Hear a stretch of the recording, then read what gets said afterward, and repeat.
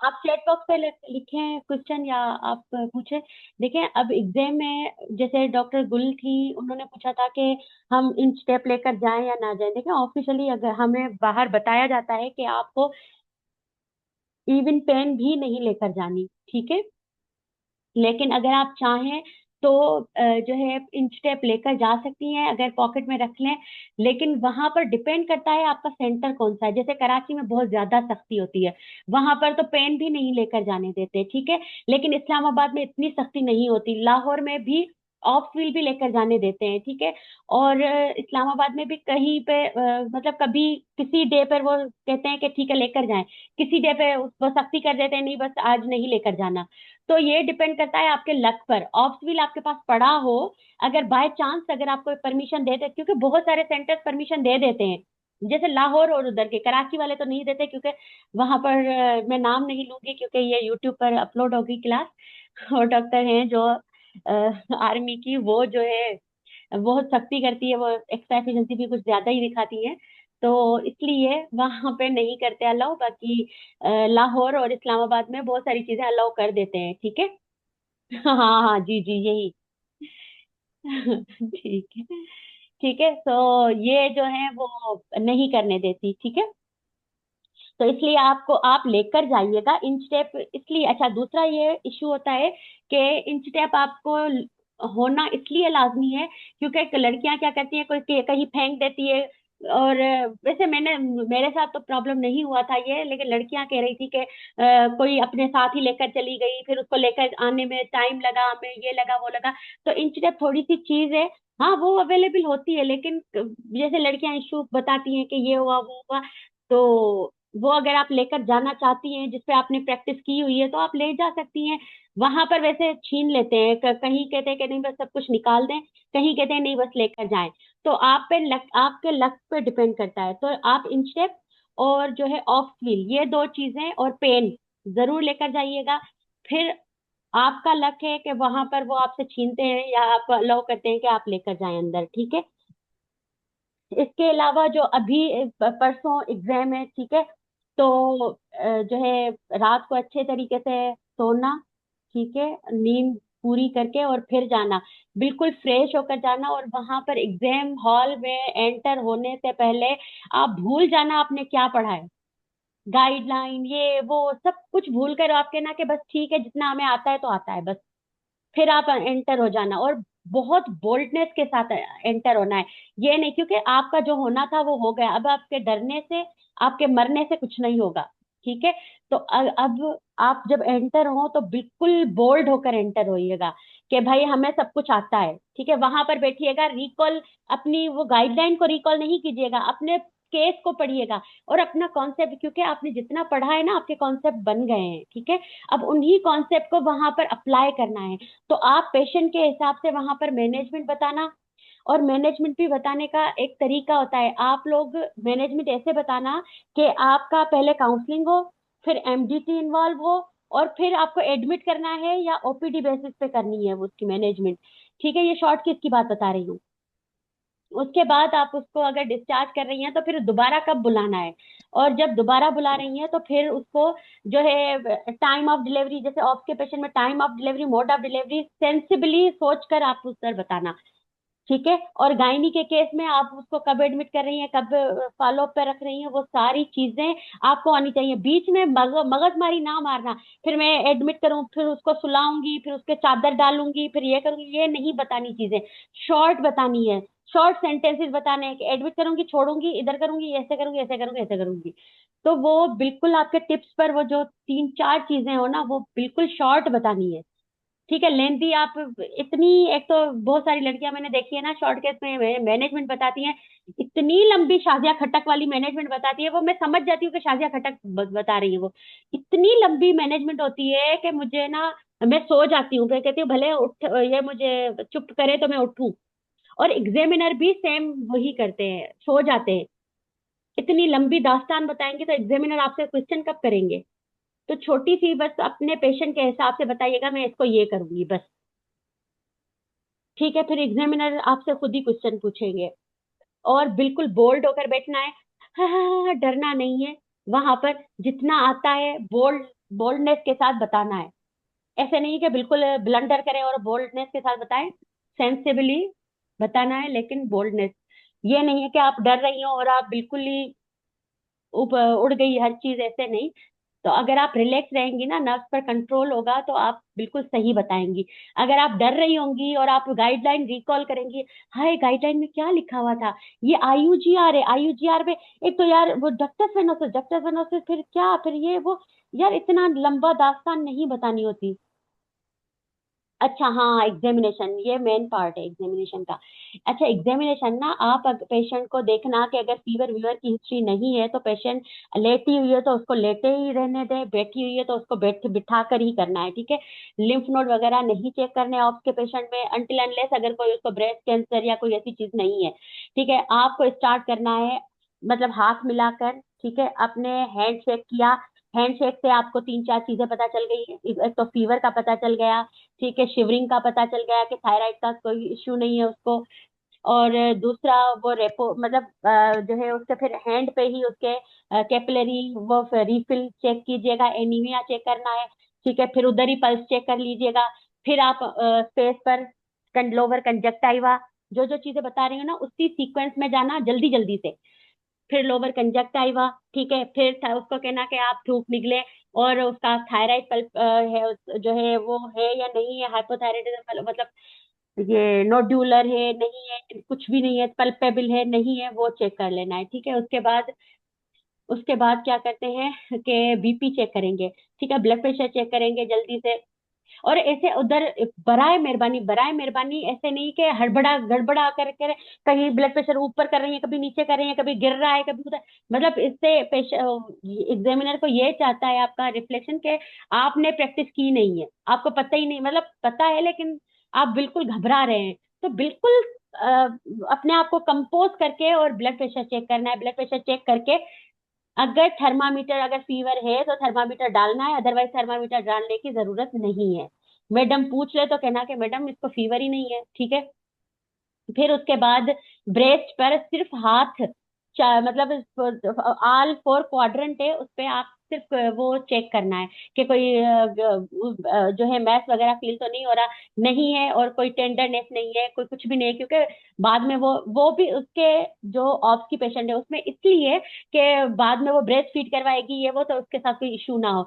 तो जल्दी से वो थायराइड पल्पेबल है या नहीं है वो आप उसके दुपट्टा पहनना है, ऐसे नहीं दुपट्टा उतारना है, उसका दुपट्टा अगर पहना हुआ है तो दुपट्टा ही पहनने दे। आप अंदर से हाथ डाल के थोड़ा सा चेक कर लें, ठीक है। नहीं नहीं नहीं नहीं नहीं, नो नो नेवर, शर्ट ऊपर नहीं करनी ब्रेस्ट के लिए, नहीं नेवर, ठीक है। उसके बाद उसको ये जरूर बताइएगा कि मैं आपको थोड़ा सा पेट की जगह पर एक्सपोज करूंगी और आप घबराइएगा नहीं, पर यहाँ पर जो है हमने आगे से पर्दा दिया हुआ है, कोई भी अंदर नहीं आएगा, ठीक है। उसको ये जरूर बताना, ये आपके मार्क्स वो मिलते हैं इस पर, ठीक है। और एक्स्ट्रा नहीं बोलना कि आपको कहीं पर दर्द नहीं होगा, फिर ये होगा फिर वो होगा, इतनी दास्तान वो नहीं बतानी। कि अगर आपको कहीं पर दर्द हो तो आप मुझे बता दीजिएगा, ज्यादा उससे बातें नहीं करनी कि मैं इधर से आपका मुआयना करूंगी, हाथ लगाती जाऊंगी, जहीं पर जहां पर आपको फील हो तो मुझे रोक दीजिएगा, मैं उसी वक्त छोड़ दूंगी, मैं आपको तकलीफ नहीं दूंगी, मैं इतनी बड़ी लंबी दास्तान नहीं बताएगा। आप कहेगा कि मैं आपको एक्सपोज कर रही हूँ, ठीक है। और जो है हाँ हाँ, शीट होती है डियर, ऐसे नहीं होता कि शीट नहीं होती। अगर शीट नहीं है तो दुपट्टा थोड़ा सा नीचे करके वो आप वो कर देना, ठीक है, कोई इशू नहीं है।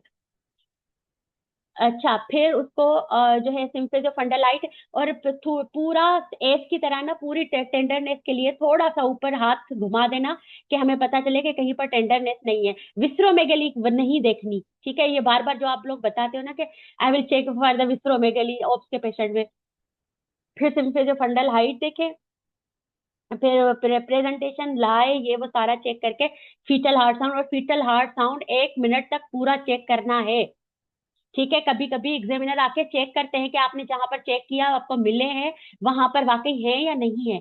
अगर बाईपास हो गया तो ठीक है, नहीं करे किया तो नहीं किया, कभी फंस गए तो बुरा फंसते हैं फिर। तो कोशिश करना कि आपको मिल जाए फीटल हार्ट साउंड, ठीक है। तो वो वहां पर डियर मैं एक वीडियो शेयर करूंगी, वो आप देख लीजिएगा, ठीक है, वो बहुत अच्छी है। हाँ 30 सेकेंड्स भी काफी होंगे, लेकिन 1 मिनट तक देख ले तो बेहतर होगा, क्योंकि आपको 30 मिनट तक भी, 30 सेकेंड तक भी ठीक है। ठीक है। फिर उसके बाद वो करके, अच्छा उसके बाद एब्डोमिनल एग्जामिनेशन करके आपको एक चीज जरूर करनी है। आप उसकी जो लेग्स है ना, उसके नीचे काफ मसल्स पर हाथ लगाना है, डीवीटी चेक करनी है, ठीक है। कहीं पर उसको डीवीटी वगैरह तो नहीं है, वो जरूर चेक करनी है। सिर्फ ऊपर उसको शलवार का वो ऊपर नहीं करना, सिर्फ उसकी टांगों पर काफ मसल्स पर हाथ घुमाना है, दोनों पर। ठीक है, जल्दी से। ये समझ आ जाएगी उसको तो कि आप डीवीटी एक्सक्लूड वगैरह कर रही है, ठीक है। हाँ एंगेजमेंट नहीं, एंगेजमेंट चेक नहीं करनी। कर लें अगर एक्सपर्ट हैं तो कर लें, वरना नहीं करेंगे तो कोई इशू नहीं है। मैंने तो नहीं की थी। ठीक है, ये एग्जामिनेशन हो गई ऑफ की, ठीक है। इससे ज्यादा वो पूछती है तो कर ले, कोई मसला नहीं है। वो भी है, वो वीडियो में शेयर कर देती हूँ, ठीक है, ग्रुप पर शेयर कर देती हूँ। कोई इतना इशू नहीं है। हाँ अगर वो आल ग्रिप्स है तो वो, डियर एक थी मॉक में, कराची में थी। उनका मैं ग्रिप्स चेक कर रही थी, उन्होंने कहा क्या जरूरत है, आप जल्दी करें बस, टाइम जा रहा है आपका। अगर चेक कर सकती हैं तो कर लें, अगर आप एक्सपर्ट हैं तो कर लें, कोई इश्यू नहीं है। ठीक है। फिर गायनी के पेशेंट में भी आपको ऐसे ही मैथ वगैरह ये सारा चेक करना है। वीक्स के हिसाब से चेक करें, या इंच टेप है उधर पड़ी हुई होती है इंच टेप, उससे चेक करें। आपकी मर्जी है, बस खाना पूरी करनी है। और ज्यादा मतलब लिम्फ नोड और ये वो चेक करने की जरूरत नहीं है। अगर आपको केकिक लुक मिलता है तो फिर आप लिम्फ नोड भले ही चेक करें। ठीक है। नहीं नहीं, क्लोनस का नहीं चेक करना, नहीं करना, भले ब्लड प्रेशर भी हो ना, नहीं चेक करना। इसमें खुद ही जहाँ अपने आप को नहीं फंसाए डियर। नहीं नहीं करना, कुछ भी नहीं करना, आप नहीं करें। आप कहें डॉक्टर अफरोज ने कहा है नहीं करना। वो जेवीपी, इसका मैंने इस पे पूरा 1 घंटे की क्लास ली हुई है मैंने, जो मैंने टॉक्स ओरिएंटेशन क्लास पे जेवीपी की आपने बताया हुआ था कि जेवीपी आप लोग क्यों बोलते हो भाई, जेवीपी कहाँ पर चेक करते हैं। ये मैंने क्लास में इस पे पूरा मत्था मारी की हुई है कि भाई आप लोग जेवीपी जब बोलते हैं ना, मुझे गुस्सा आ जाता है। वो इसलिए गुस्सा आता है क्योंकि, हाँ जेवीपी इसलिए गुस्सा आता है, देखिए जेवीपी होता है जिसमें राइट हार्ट फेल्यूर हो। तो राइट हार्ट फेल्यूर वाली कोई पेशेंट बिठाएगा आपके पास? फिर जेवीपी चेक करनी है तो प्रॉपर कितना वो होगा।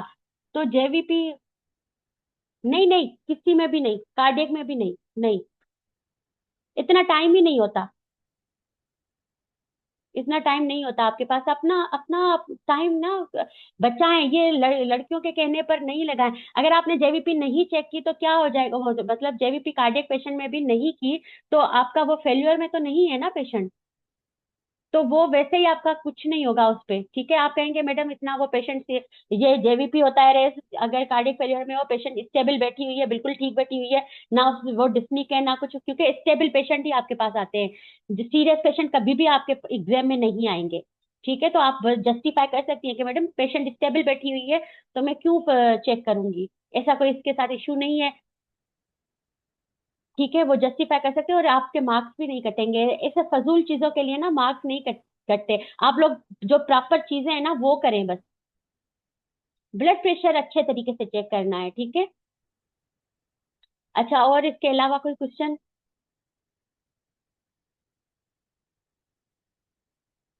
किसी का कोई और क्वेश्चन हो?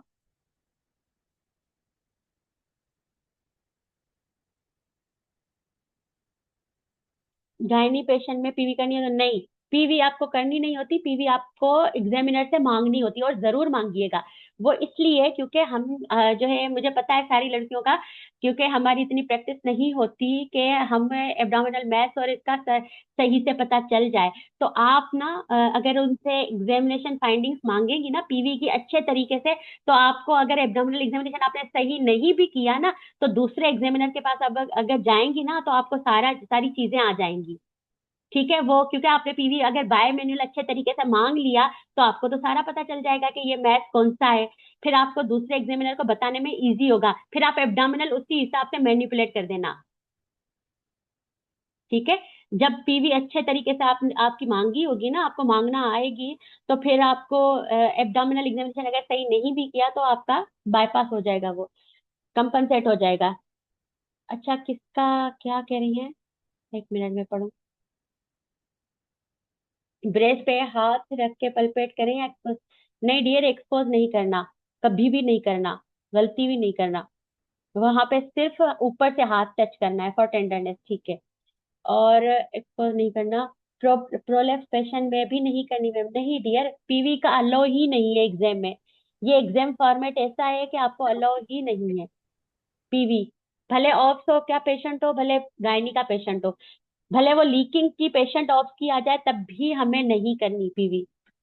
पीवी या स्टेराइल स्पेकुलम एग्जामिनेशन सिर्फ पूछना है, ठीक है। और और कोई क्वेश्चन हो?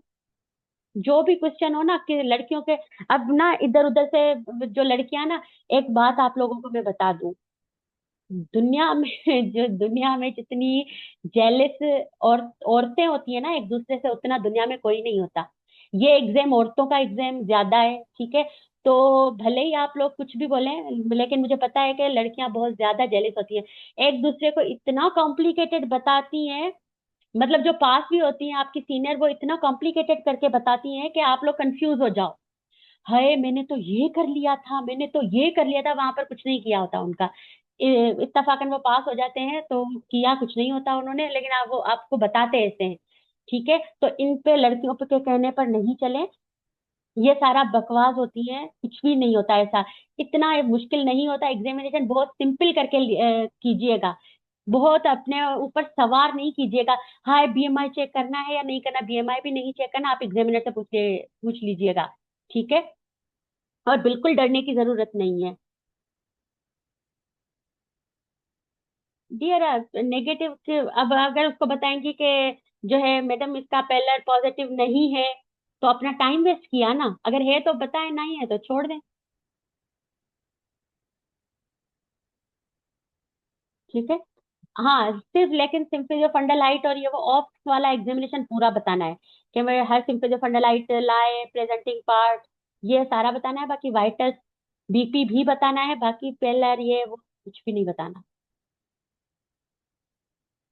ठीक है।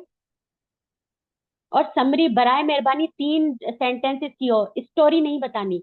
ये बहुत सारी लड़कियों की आदत होती है कि वो समरी इतनी बताती हैं कि उसकी पूरी हिस्ट्री बताती हैं। पूरी हिस्ट्री नहीं बतानी। Age, complain, known case, gravida para, और जो है अभी किस वजह से आई है, उसके एग्जामिनेशन फाइंडिंग थोड़ी शॉर्ट, और फिर admitted air for further management, बस।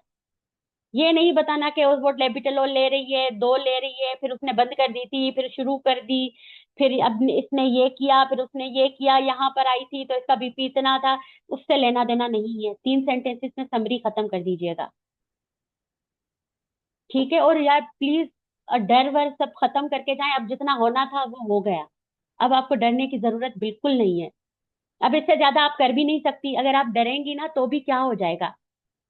फर्ज करें आप अगर डर रही हैं, आपको नहीं आता, आपसे रह गया है, तो अभी आपका कंप्लीट हो जाएगा? आपके डरने से नहीं होगा ना। तो बेहतर है कि आप जितना आता है आप कहें कि बस मेरी किस्मत है, मुझे जितना आया, ठीक है। तो आप बिल्कुल बोल्ड होकर कहें कि बस हमें सब कुछ आता है। और आपके पेशेंट तो सारे देखे हुए हैं ना, तो आप कहना कि बस मुझे सब कुछ आता है, और गाइडलाइन रिवाइज नहीं करनी कि वह हाय उधर बैठ कर और कहें कि हाय गाइडलाइन में क्या था। बिल्कुल सिंपल लेकर जाना है, जैसे हम वार्ड में करते हैं, ठीक है। बिल्कुल नॉर्मल वे में। और जितना पेशेंट को आप नॉर्मल, जितना मैनेजमेंट को आप नॉर्मल रखेंगी, आप उतने पास ज्यादा होंगी। जितना कॉम्प्लिकेटेड बनाएंगी, एक्स्ट्रा एफिशिएंसी दिखाने की कोशिश करेंगी, आप खुद ही फंस जाएंगी उसमें, ठीक है। इसके अलावा कोई और चीज आपको पूछनी हो?